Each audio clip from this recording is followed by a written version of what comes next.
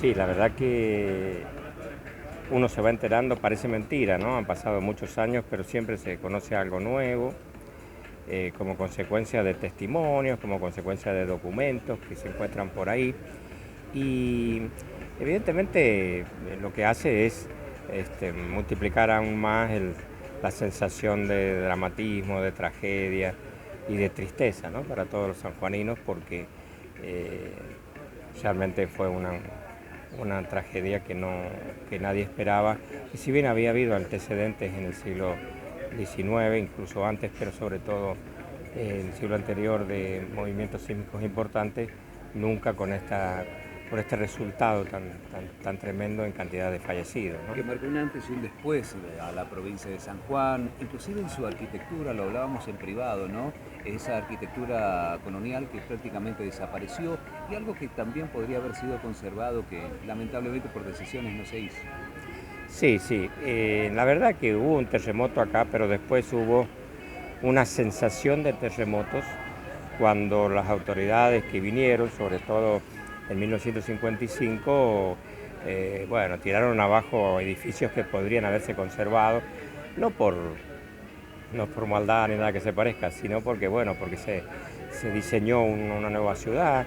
El arquitecto Pastor fue el ejecutor de esta obra tan importante, con un montón de colaboradores. Y bueno, en esa obra de diseño, o en ese diseño de la nueva ciudad, había que pensar en una avenida central, y que es la Ignacio de la Rosa actual, ¿no es cierto? Por algo también se le llama central. Y al hacer la avenida, eh, hubo que tirar edificios que no habían sido afectados por el terremoto, como varios de ellos muy notables cuando vemos en la foto, que son los de la calle Mendoza, entre Mitre y Rivadavia, como bueno, lo que quedó de la catedral, ¿no es cierto? Que sería la catedral, si hubiera habido intención de reconstruirla o de restaurarla, se podría haber hecho. Pero había siempre temor de que se pudiera caer de nuevo, etc. Pero al lado de la catedral estaba el palacio episcopal, que era una obra que uno la ve, la foto antigua, y parece que estuviéramos en Suiza, en Viena. Es decir, era una fachada impresionante, que era un poco la residencia y las oficinas del arzobispado. Eh, Al lado estaba la Casa España, que hoy está sobre calle Rivadavia. Ni se inmutó el edificio de la Casa España. Luego el actual edificio se hizo exactamente igual con el plan original de la Casa España actual, un edificio enorme. Y al lado de la Casa España estaba el Teatro Cervantes, donde cantó Carlos Gardel el 3 de julio del 33. Tampoco tuvo la más mínima problemática de nada. Y al lado de la casa, te estoy hablando donde está la FIP ahora, ¿no? Y al lado, bueno, era la esquina, ¿no es cierto?, de un privado, como era, creo que Zunino era, que vendían, bueno, cuestiones relacionadas con tractores y todo ese tipo de cosas. Pero bueno, y después, lógicamente, estaba la otra esquina donde, por lo que se vio, la Casa de Gobierno, el Palacio Legislativo y el Palacio Judicial, de Justicia, no pudieron ser recuperados tampoco. Pero acá estamos cerca nosotros de la esquina de la Municipalidad de la Ciudad de San Juan. El edificio que se cayó en ese momento, que no se cayó todo, pero sí, se ¿Era afectó, nuevo ese edificio? tenía apenas 2 años. Había sido inaugurado en 1942 ese edificio. Están las fotos, era un edificio muy atractivo, digamos. Bueno, terminó mal, porque ese sí que no se podía recuperar, y es increíble. Cuando vos dices nuevo, efectivamente era nuevo. ¿Cómo no va a ser si tenía 2 años? Y sin embargo se tuvo que. Luis, en esas épocas no se establecían operativos de seguridad como ahora se han establecido, centros operativos cada vez que hay este tipo de catástrofes, ya sea sismos, inundaciones, lluvias. ¿Cómo fue la contención hacia el ser humano en esas épocas? Y bueno, no hubo mucha contención. Es decir, la prioridad en ese momento era rescatar a los heridos y por supuesto a los fallecidos, por el temor a una epidemia de alguna enfermedad, contagio, etcétera, etcétera. Y también a la delincuencia, ¿no? Porque con casas tiradas, con gente que había huido de la casa porque se estaba cayendo, gente que estaba muerta, hubo mucho robo,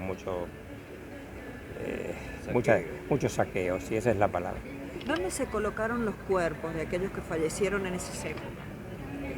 Los cuerpos no se pensó en ningún momento en darle inhumación habitual o normal, sino todo lo contrario, salvo casos muy puntuales, porque se daba la circunstancia, qué sé yo, se utilizaban féretros, pero bueno, ni hablar. De la alta alcurnia por ahí, puede ser, sí, pero poderosa. Fíjate, sí, pero casi todos eran inmediatamente incinerados o enterrados. Ahora, había gente que con tal que no le incineraran su cuerpo, se la llevó lejos, el cuerpo, lo subieron en una camioneta y se lo llevaron.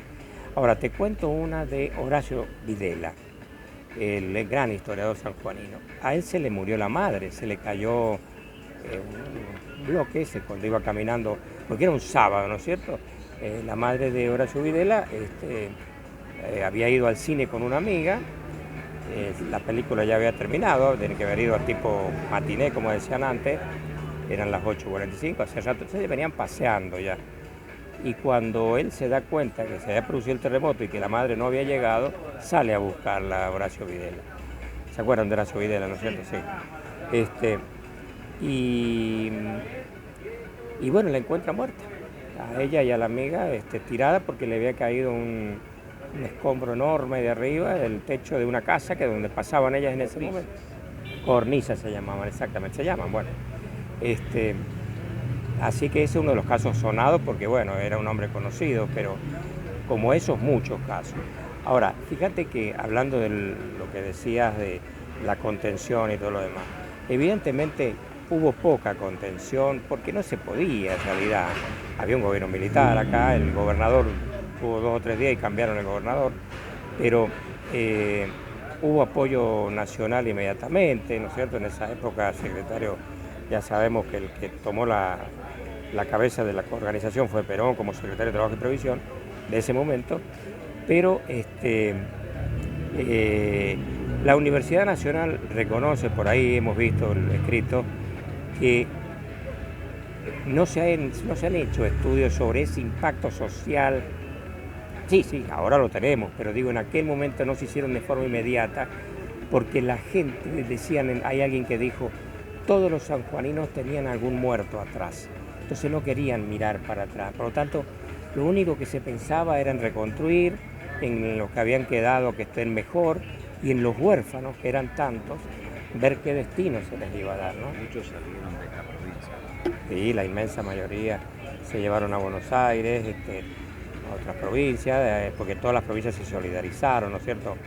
Mendoza, por ejemplo, estrenó un hospital que no me acuerdo, se me va el nombre ahora, que estaba en construcción, estaba terminado ya el hospital y no lo habían inaugurado.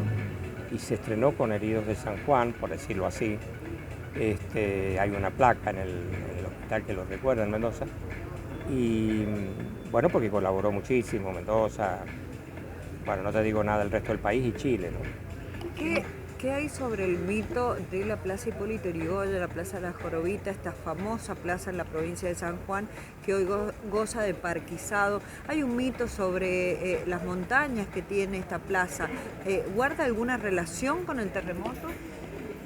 Sí, guarda alguna relación, pero ¿cómo te puedo explicar? Las investigaciones directas que se han hecho, incluso cavando, han desmentido de que hayan cuerpos ahí. Por lo menos así lo han dicho la gente de arquitectura. Lo que sí que esa montaña es producto de casas caídas, es decir, de material, de escombros totalmente. Ahora, que hay un proyecto que no se terminó para hacer un homenaje a los muertos del terremoto, con esa figura de montaña que hay ahí y todo lo demás, sí hay, pero nunca se terminó, ni tampoco se le pudo dar el nombre que originalmente se pensó para aquel que proyectó ese trabajo, pero está vinculada totalmente al terremoto del 44, sí.